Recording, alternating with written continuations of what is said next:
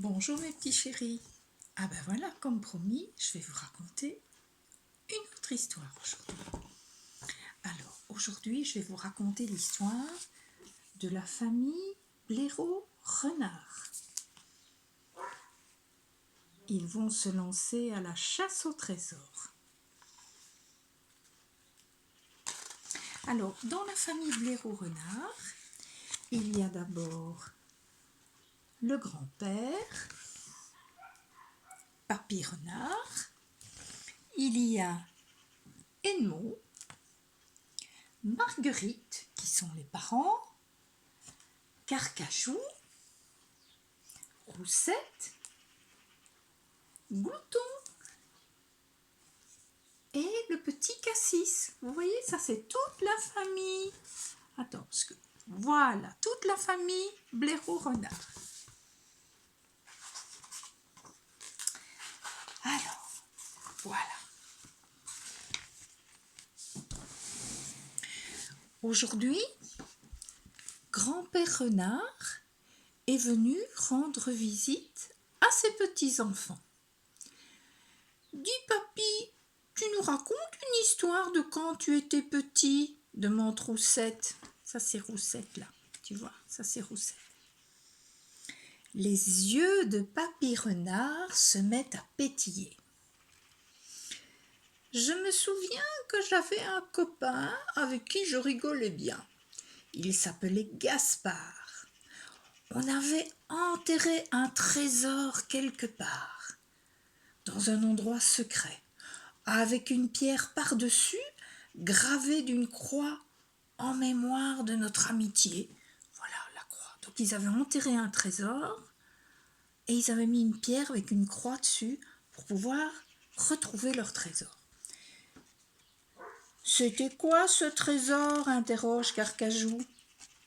Papy Renard se gratte les moustaches. Je ne sais plus, je me rappelle juste qu'on l'avait baptisé le trésor des amis en or et qu'on avait inventé une énigme en rime pour le retrouver.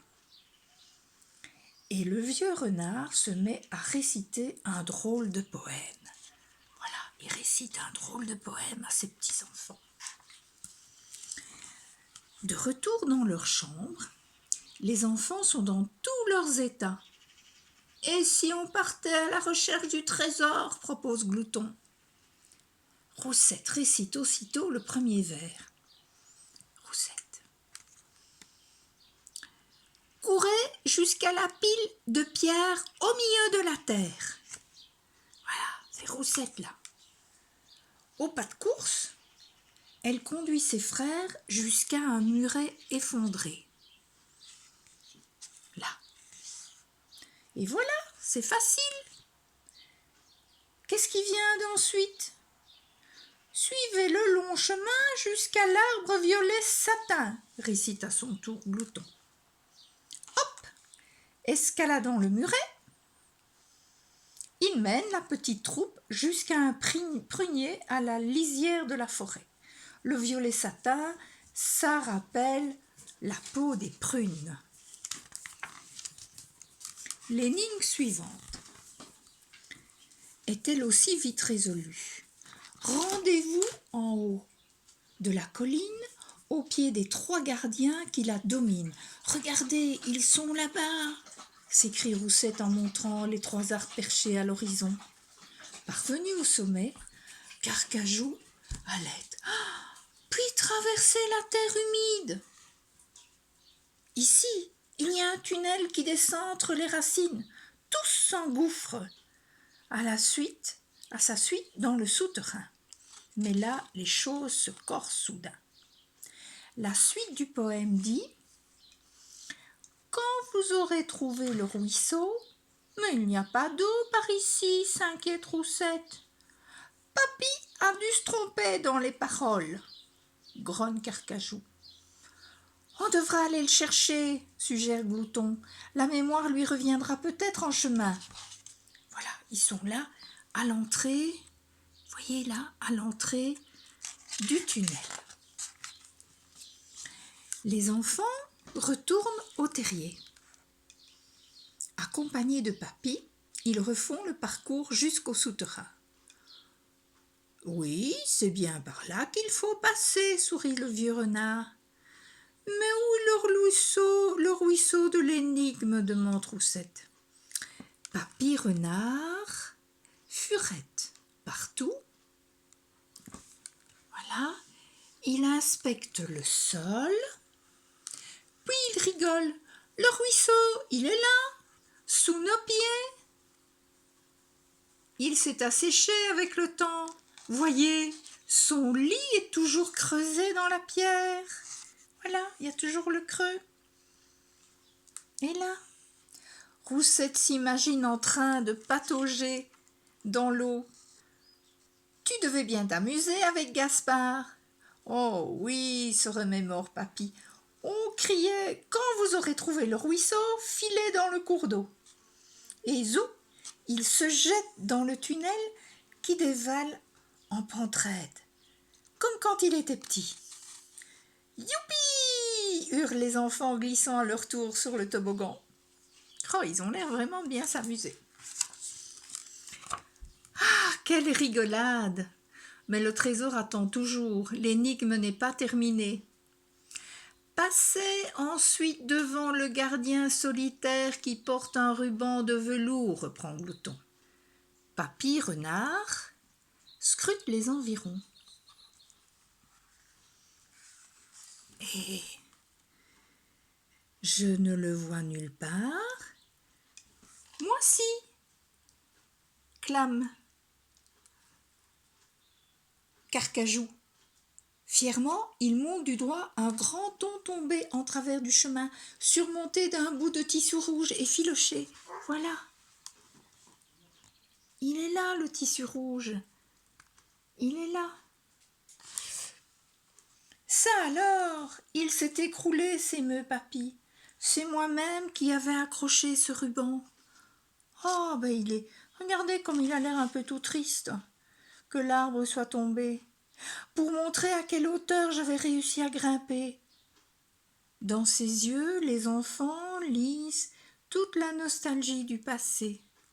Ah oui, il repense à son enfance, Papy, quand il était petit, qui jouait avec son ami Gaspard. Tu sais, on peut encore escalader aujourd'hui, glousse Carcajou en s'élançant à l'assaut du tronc qui est couché. Et bientôt tous les 4 sont perchés au sommet, comme avant. Mais l'arbre, il est couché. Bon, on le trouve enfin, ce trésor, s'impatiente Roussette. Là, ah, il y a des reflets, mes petits loulous. On approche. La suite dit, une fois arrivé au gros rocher, comptez 44 pas en direction de la lumière, récite Carcajou. Les enfants ne tardent pas à repérer l'énorme roc au milieu d'un grand pré. Papy, tout excité, se met à arpenter le champ en grandes enjambées. Il faut marcher en direction du soleil, bien sûr. 1, 2, 3, 4.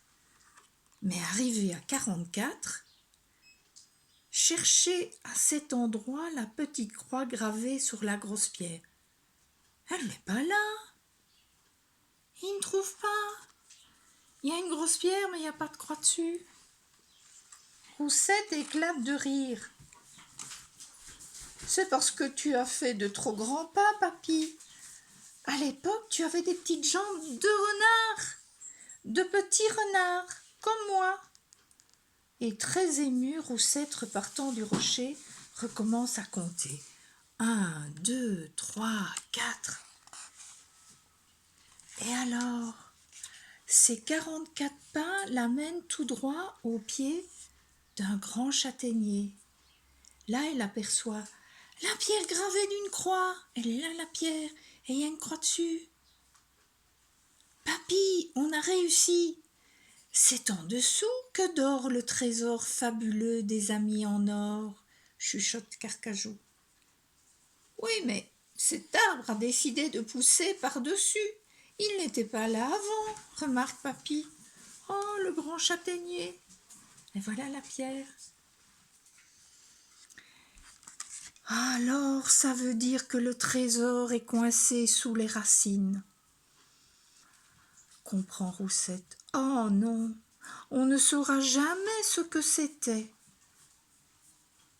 Le regard de Papy Renard tombe alors sur une bogue de châtaigne tapie dans l'herbe.